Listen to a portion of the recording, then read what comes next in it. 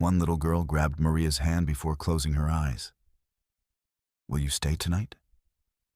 Maria brushed her hair back. "I will stay until you fall asleep." The girl smiled sleepily. Within minutes, the room became quiet. Soft breathing filled the air. Maria sat beside them, watching over the sleeping children. For a long moment, she said nothing. Then slowly, she leaned back against the wall. Her shoulders sagged with exhaustion, and something else happened. Tears rolled silently down her cheeks. Outside the door, Richard felt his own eyes burning. He had followed his maid tonight expecting secrets, maybe lies, maybe betrayal. Instead, he had discovered something else entirely, something that shook him to his core.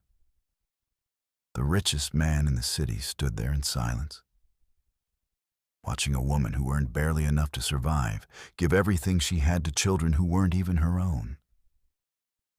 And for the first time in years, Richard Sterling felt his heart break. But what he didn't know yet was that the real story was only beginning. The next morning, Richard was quiet at breakfast, his mind racing. He couldn't stop thinking about what he had seen. Maria, his maid, a woman he had never truly understood.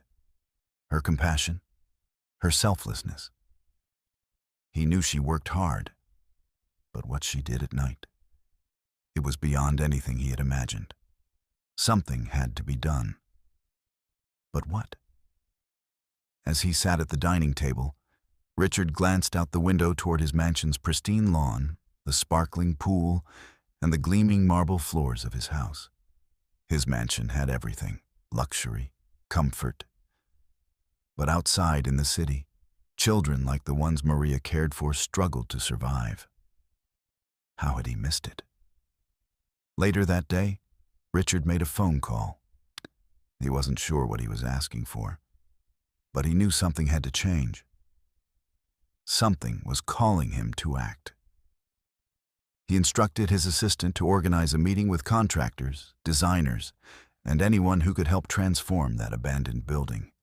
He would turn it into a real shelter, a safe place for those children, and for Maria. Maria deserved better than this. He could offer her that. By that evening, the renovation project had already begun. Workers were hauling in materials. Crew members discussed plans to repair the cracked walls, fix the broken